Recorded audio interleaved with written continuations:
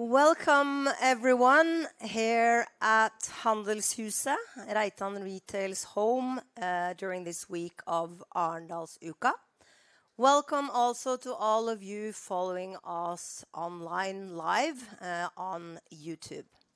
My name is Inger Settov. I'm the Communication Director of Reitan Retail, and I am very excited to say welcome to this very special edition of Hos Ole Robert.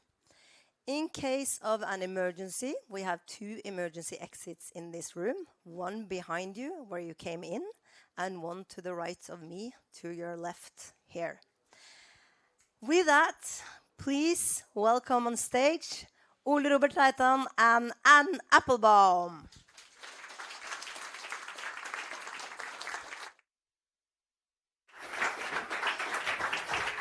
Thank you so much. I was planning, Anne, to start with saying that the applause was much better than it usually is, but it wasn't. It was a horrible disappointment, actually. So I think we need a new applause. That's more like it. And it's no wonder, Anne Applebaum, that they are happy to see you here in Arendal. This is the Democracy Festival in Norway. This is where we celebrate democracy and make sure that we have a strong and resilient democracy in this wonderful country of Norway. So, and that's why it's also such a big honor to have you here, because you have been studying democracy and autocracy, and you have a Pulitzer winner here. We have a Pulitzer winner here today, huh? So we are all very, very eager to hear your views on 2026, the global sort of health condition of the world in 2026. But can you just start by giving us sort of a brief background of everything that you've been doing over the last 20 years, because it's how much time? We have the rest of the week if you want. But it's an amazing career, and it's an amazing achievement. Everything that you've been studying, everything that you've been writing, and just give us a short, humble brief, if it's possible. Right, so thank you very much. It's really a pleasure to be here. I've been to Norway many times. I haven't actually been to Arendal, but I've been to Kristiansand, which is close. And it's always a pleasure to be back here. I guess the brief explanation of what I do is that I've always been a journalist. I started doing journalism in 1989 when I moved to Poland to work as a freelancer for British newspapers, including The Economist magazine. And while I was there, communism collapsed, and that was the story that I wrote. But I took a detour for several years to write history books as well, and this maybe is why the story is a little weird. So, as a student in the late 1980s, I spent a summer at the University of Leningrad, as it then was, and I spoke Russian, and I had at that time, it was just before Gorbachev came to power, just before Perestroika, and I had a sort of full exposure to actual Soviet communism.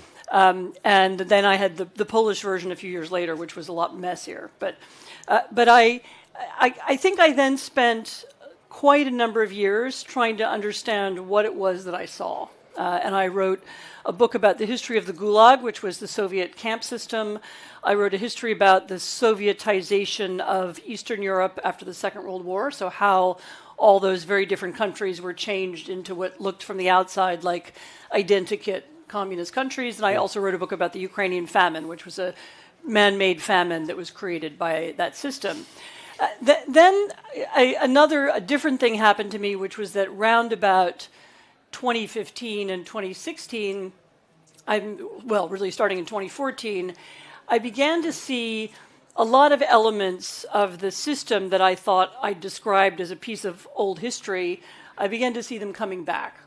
And for me, the 2014, the Russian invasion of Crimea, was a kind of revelation, because I had just written the book at that time about the Eastern Europe, and what I saw the Russians doing in Crimea was actually the same playbook. And so it's exactly what they did in Poland in 1944. It's exactly what they did in East Germany. They arrested all the leaders, and they brought in criminals to run the country, and they changed the education system very quickly, and so on. It was exactly the same pattern. And I thought, this is the same playbook. They've gone back into the past, and they're bringing it back. Essentially, I realized that I'm now living through another period of historical change, and I went back to doing a lot more journalism. Because I think that's the story. And the history studies is I think it's very interesting, because I often feel that if you want to be able to look 50 years in front of you, you have to be able to look 100 years behind you. And someone told me once that intelligence is measured by the ability to learn from your mistakes. And if you look 100 years behind and 50 years ahead of us now, are you optimistic that we have learned anything from the last 100 years that we can use to maybe do better for the next 50? I mean, history doesn't repeat itself in exactly the same way. And famously, it's often said that it rhymes rather than repeats. But I think if we want to learn from the past, then the lessons are available to us. And as I said, when you see repetitions, when you see the same kind of language being used again, when you see how the past has been brought to the present, at least you can do everybody the favor of pointing it out and saying we've seen some of this before. So pravda means truth. Now we have Truth Social.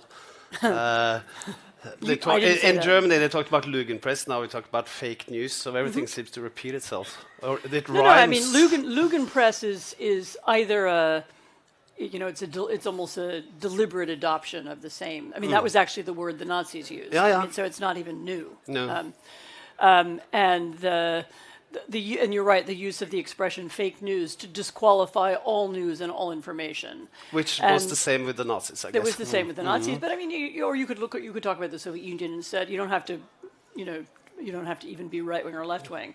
But the phenomenon of leaders who come to power and who, once they have power, seek to hold it indefinitely by destroying institutions, by making it impossible for people to think differently, or so they imagine, by reshaping culture and education and science.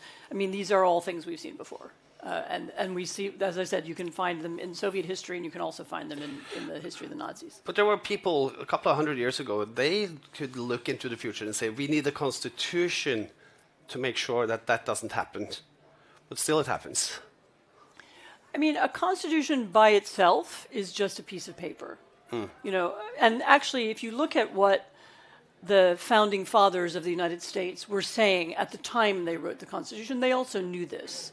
So the Constitution also requires, Thomas Jefferson, of all people, wrote about this idea of virtuous citizens. You need a certain kind of citizens in order to make the Constitution work, because people have to abide by its rules, and they have to treat checks and balances seriously, and they have to have, it's not just the law, the laws that exist on paper isn't enough if you don't have people who also believe in the spirit of the law.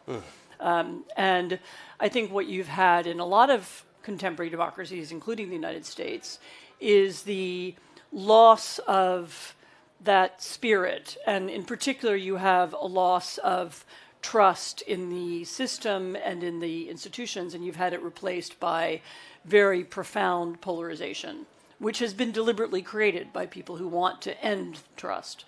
It's interesting, we were talking just before, a few minutes ago, before we started talking here, about what is the sign that a country is beginning to decline democratically.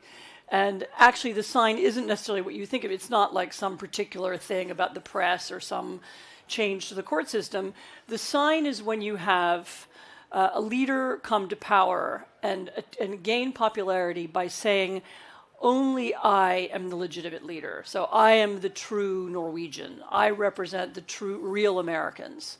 I represent the true Poles, or whatever. You can apply to any country, or the true Venezuelans. Actually, this was Chavista language as well. It doesn't have to be right-wing language. And I represent the true people, and my political enemies are elites. They are foreigners. They are traitors, and they don't have a right to rule.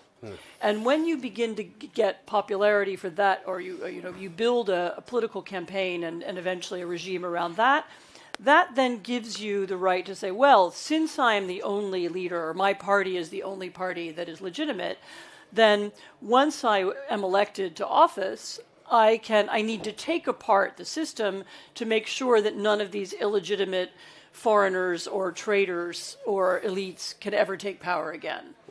And you will then have people supporting you for that process. And that's what, you saw a version of that in Hungary. You saw, we had a version of it in Poland, although it was then stopped. And you now have a version of it in the United States. And so the dangerous thing is the person who says, we are a polarized nation. We are not unified around our institutions. I represent something real, and what I represent is more important than the law, and it's more important than the system. Then you establish something. I've read something about something called naive subjectivity. So it's sort of everyone knows that we are subjective. We are always subjective. And then if you're naive, if you have a naive subjectivity, then you actually believe that your version of the truth is the only truth. And then if you if you put this into a sort of a collective system, so you have the hamster wheel of naive subjectiveness, then you have what we see now in social media and in Truth Social, and sort of where people just divide completely and keep to their own tribe with their own message and with their own truth.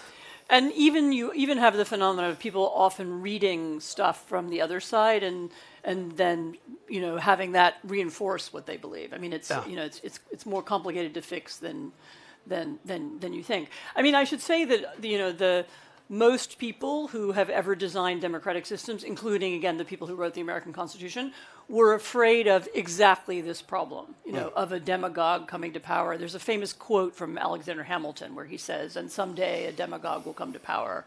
And and therefore we need this. We need to build checks and balances into the system to stop it. But even the checks and balances, require people who are willing to carry them out. What you have in the U.S. right now, for example, is the most important check on the American presidency has always been the Congress, especially the Senate, and it's always been if you're an American senator, you're a very serious person. You have a lot of seniority and authority. You have hundreds of people working for you. You have a big budget. You are not someone who can be run over by the president. I mean, traditionally, and the Senate was always a kind of group of people who could stop the president if they wanted to, and they've done it in the past. Yeah. And for the first time, really, we now have a Senate that's not willing to do that. And so you now have the U.S. Constitution not functioning because the people aren't playing the role they're supposed to play. I get a lot of very interesting guests on my podcast, believe it or not, and a lot of Norwegian ministers has been on the podcast as well. And I always try to. They're not the interesting ones. You interesting guests and Norwegian ministers. Yes, that's what I said. Yeah. No, very good. Sorry. Totally agree. I wouldn't say it. I know a lot of nice Norwegian. But I'm always trying to get them to criticize Donald Trump, and they won't. Yeah, that's and especially the last one. And this is a guy I really, really respect, and he's a super minister of defense in Norway, and he's also from my part of Norway, so he's a fantastic guy. But I tried to get him to criticize America or the United States or the president, and it was totally impossible. Yeah, that's for different reasons, though. I understand that, but I'm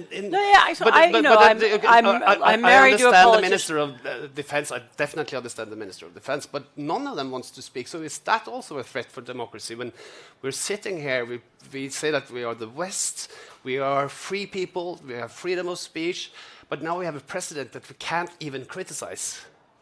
Is that a problem?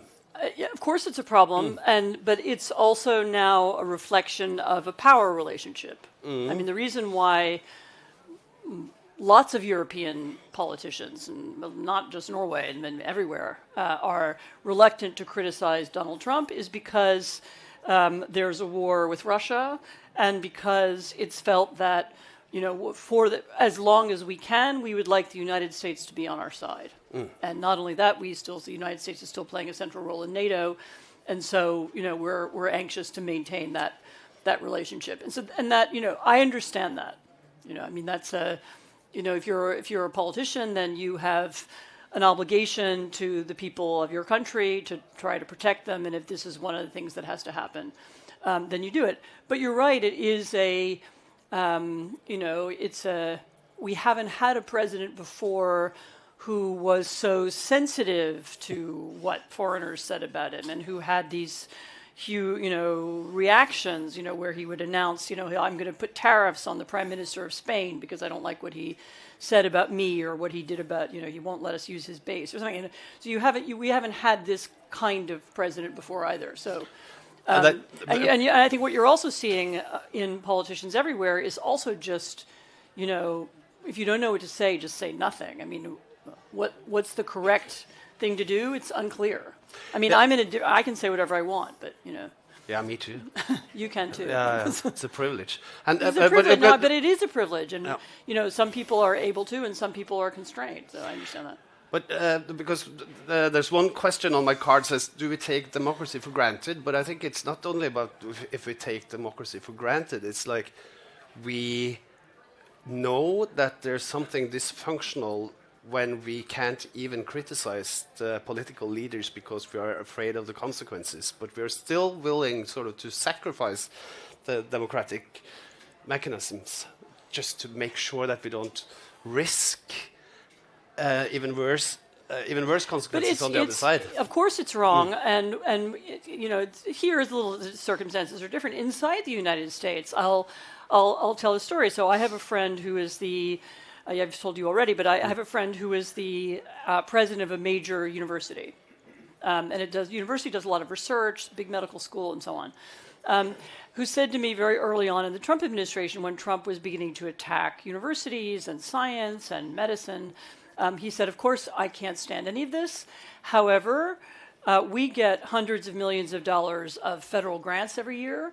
And in this community, thousands and thousands of people's jobs in laboratories and elsewhere are dependent on this money. And it would be irresponsible of me to, go on television and say something that would compromise all those jobs. And I have to tell you, I didn't blame him.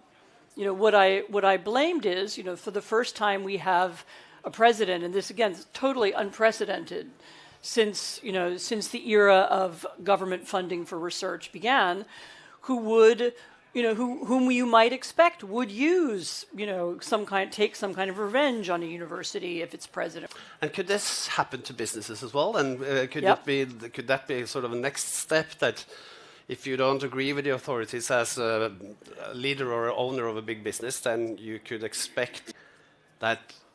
So we have been there other places than in the United States. I mean, the model for this is Russia. So the Putin model was when he first came to power and he began taking over the Russian state.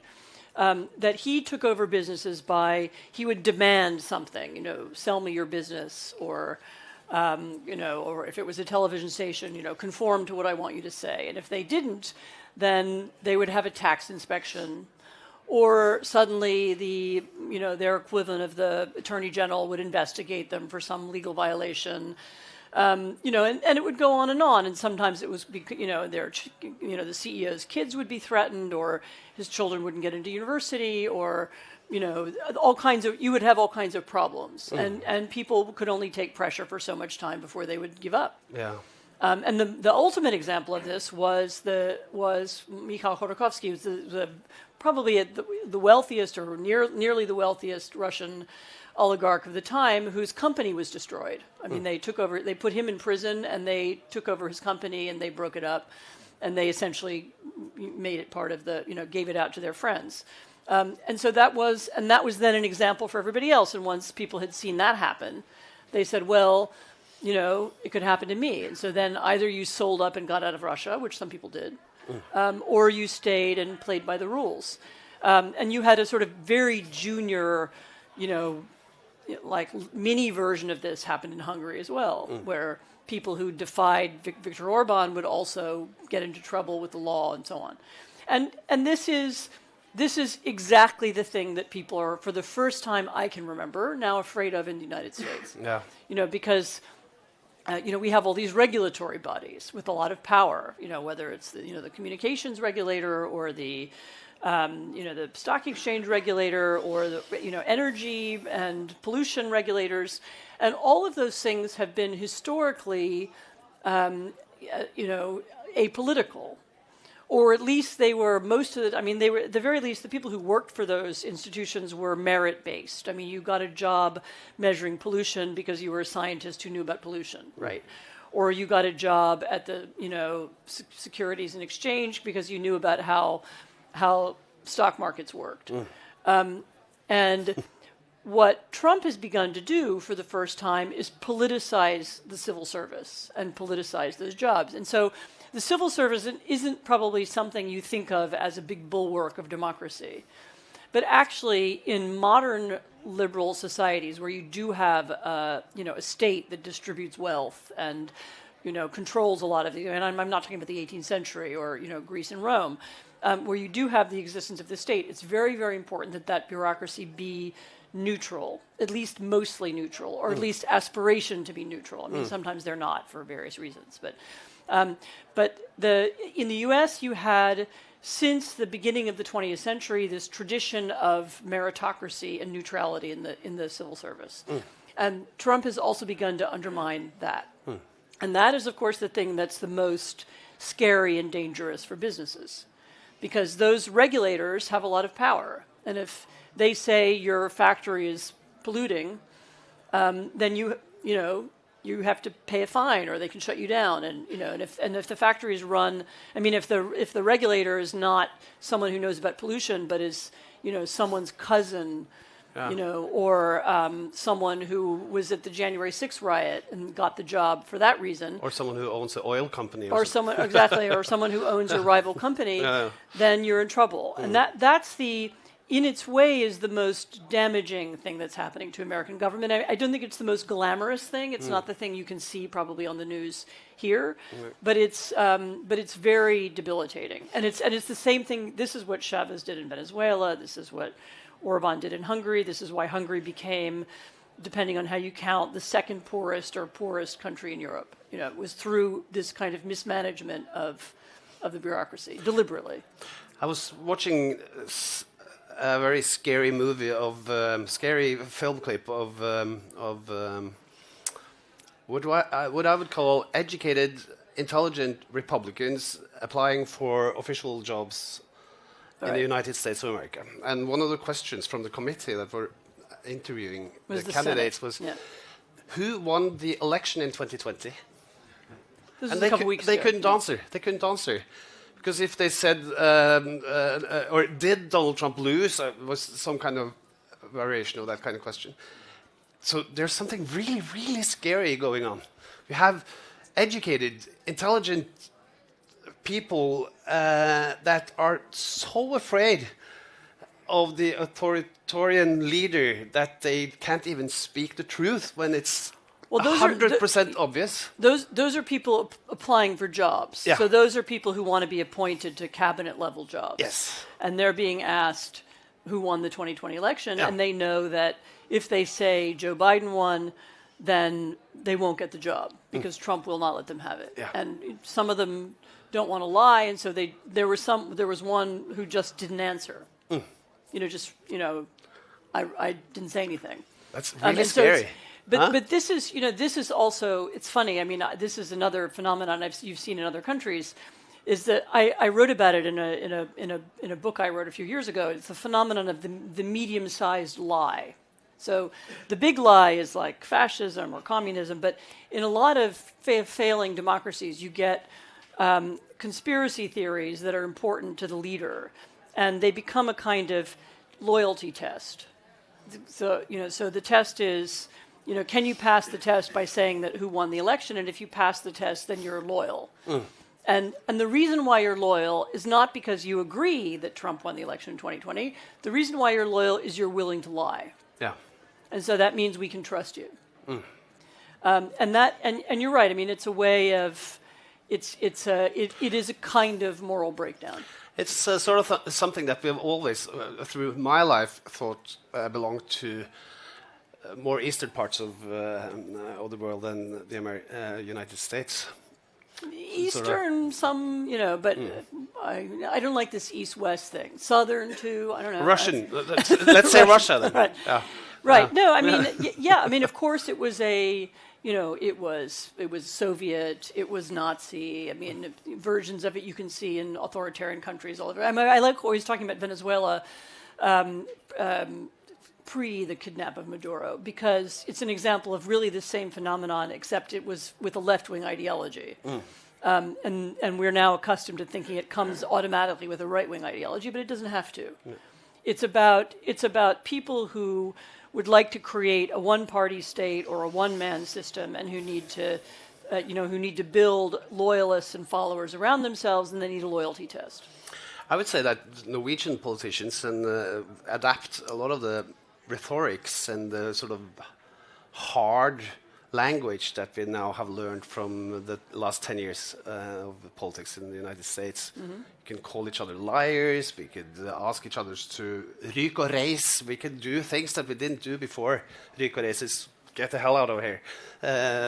Which politicians have said to Norwegian citizens over the last years. So do you see that the things that are happening in the United States now are sort of contagious and becoming a part of European rhetorics and debates as well? Fortunately or unfortunately, for better or for worse, the United States, at least since the Second World War and maybe before, has been perceived as the leader of the camp of world democracies.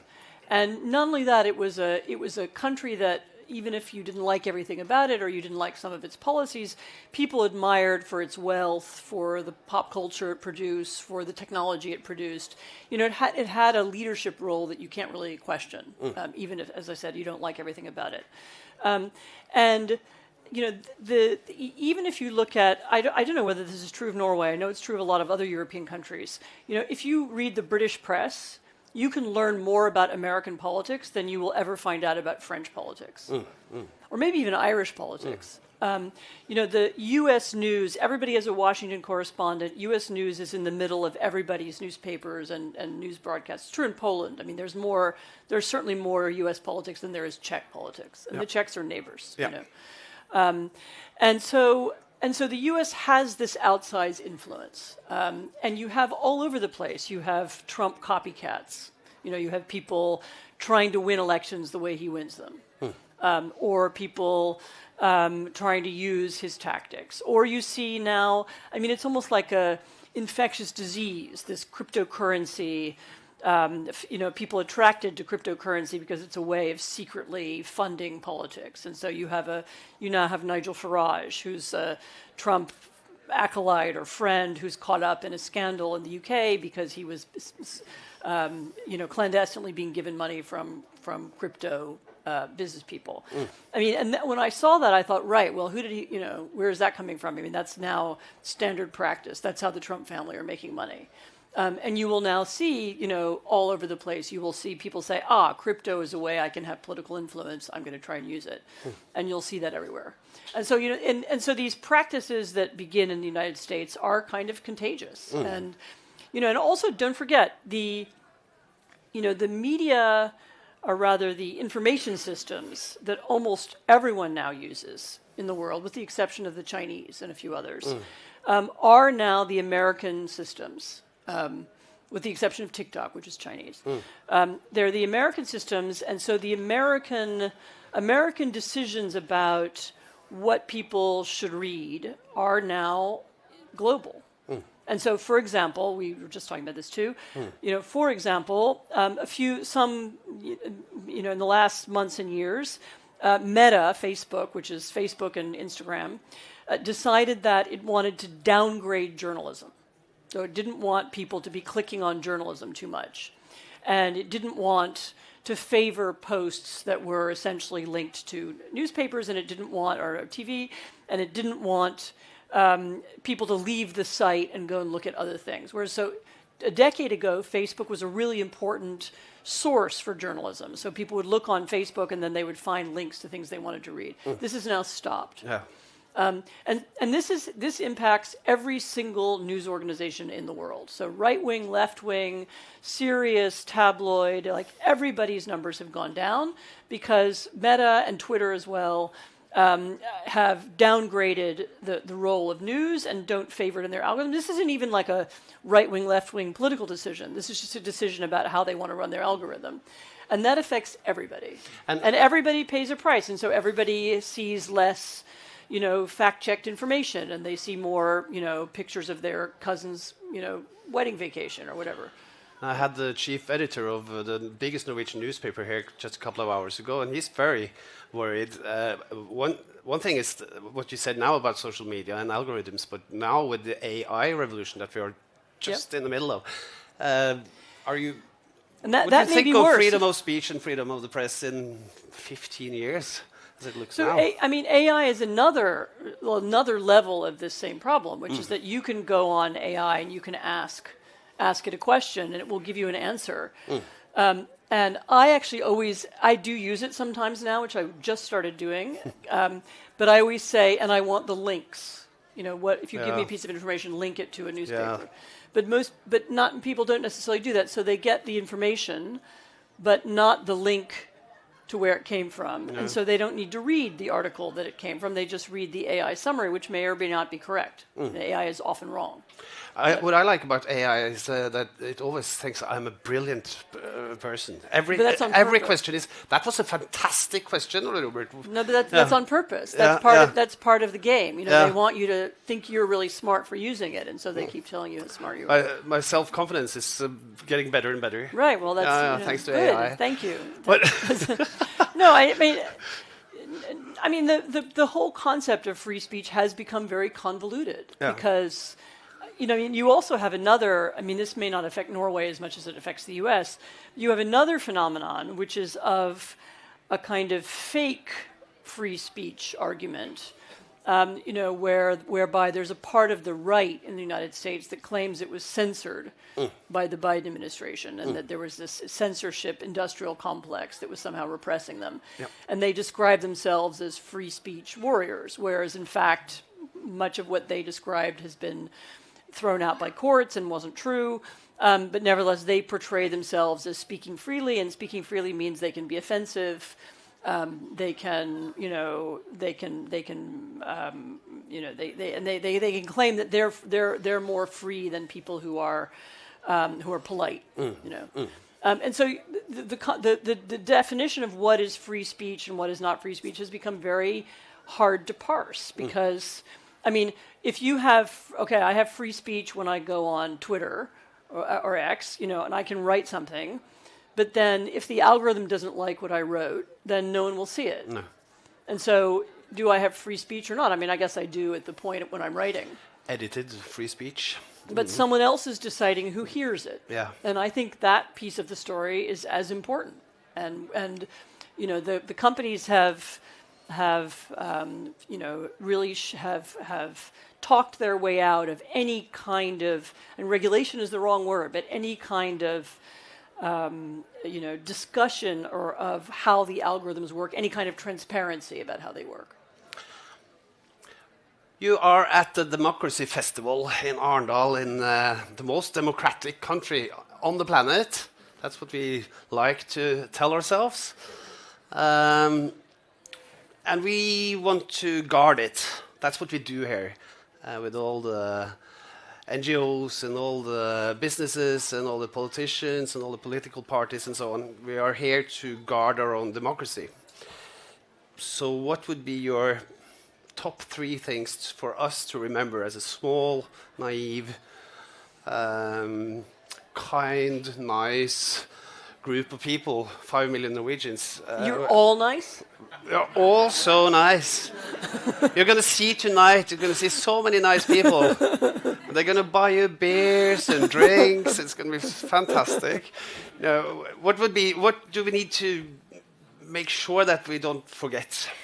The main issues are all to do with avoiding this toxic polarization. Yeah.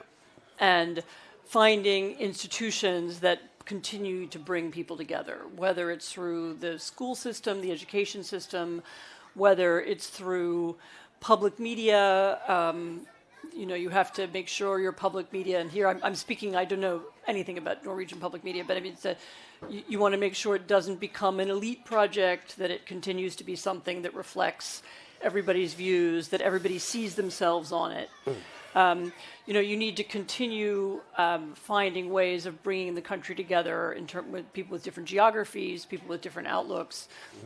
Other than football. Football actually is not bad.